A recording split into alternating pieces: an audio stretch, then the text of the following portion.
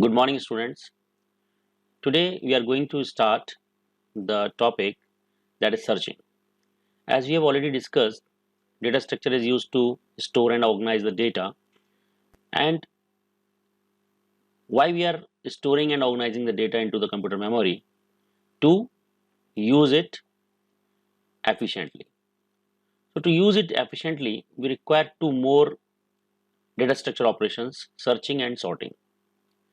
Searching is used to find something into the given list or the data structure where the element is available or not. Suppose we have stored a lot of data into the computer memory, and suppose now we require the data. So the efficient way of searching that, it should take the minimum time. So searching is a very important data structure operation. Another is sorting, arranging the item either in increasing or decreasing order. So there are two types of searching techniques as given below: searching, linear search, and binary search. So in this session we will discuss only the linear search. Linear search In linear search, every element is accessed one by one sequentially and check whether the searched element is desired element or not. If element does not exist into the searched list, then search is unsuccessful. For example, suppose this is the array of 10 element. Starting index is 0 and last index is 9. So 0, 1, 2, 3, 4, 5, 6, 7, 8, 9. So total 10 elements are in the list, and it is having some data: 4, 12, 9, 8, 7, 19, 11, 15, 21, and 8. So we will suppose I want to search the element 15 is existing into the given list or not. So for that purpose, I have to compare this element with each and every element of the existing list. So I will start from here, then go through this to the end, and I will stop here. Whether suppose 15 is in the list at the position 7. When this is matched, then it will return yes, element is existing into the list. If the element is not there, then algorithm will return sorry, the element is not existing into the list and search is unsuccessful. This is the very basic algorithm of linear search. A is a linear array with the size of n elements, and item is element which is to be searched in the array A. This algorithm finds the location LOC of item in given array A, or reaches to the LOC n, which is the length of the list or the array. If LOC reaches to that limit n, means the element is not there. It crossed the index 9 because n is 10. So search is unsuccessful. So initially, the first step, we will initialize the counter, that is LOC is equal to 0. Search for item at location 0, that is A0. Repeat while A LOC not equal to item and LOC less than n. If item is not equal to the searched item at location 0 and LOC, which is starting from 0, less than 10, yes, both conditions are true. It means we will increase LOC by 1. So repeat this while loop again and again.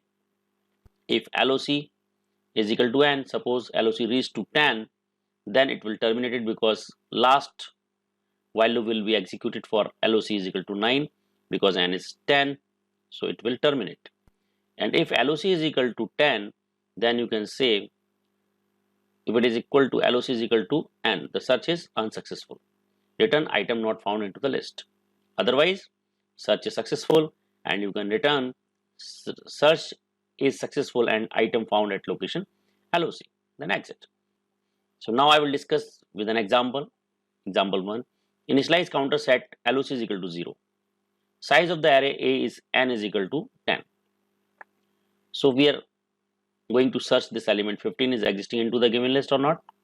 So A0 is compared with item 15 and A0 is equal to 4 and item is equal to 15.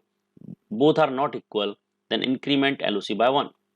After increment, now LOC comes to the location 1. Similarly, the same element is compared with this element. These are again not equal, then increase LOC. Again compare the next element. Repeat this step again and again.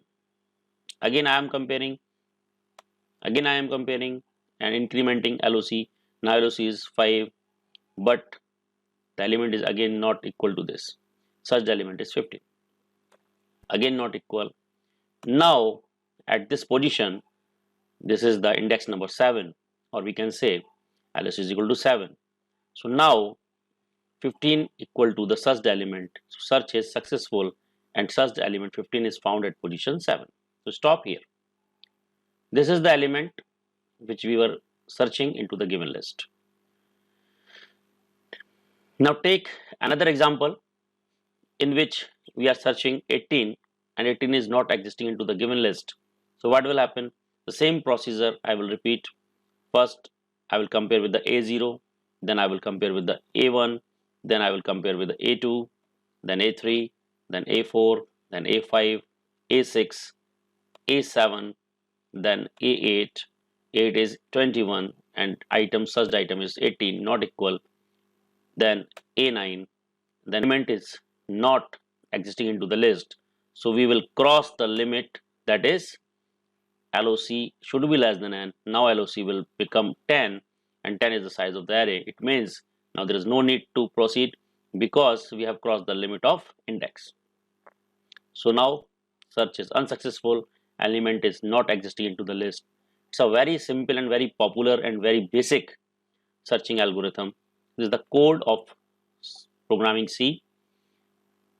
Linear search, array A, that is the base address we are passing from main, item which we want to search, total number of element into the given array, int LOC is equal to 0, while A LOC is not equal to item and LOC is less than n, then increment LOC by 1. If L is equal to n, then search is unsuccessful, else element %d is found at %d position. It's a very simple method. Time complexity of linear search, it has 3 cases: best case, average case and worst case. Suppose the searched element, suppose I am searching 4 and it is existing at first position, then you can say it will take O1 time, it will take the minimum time.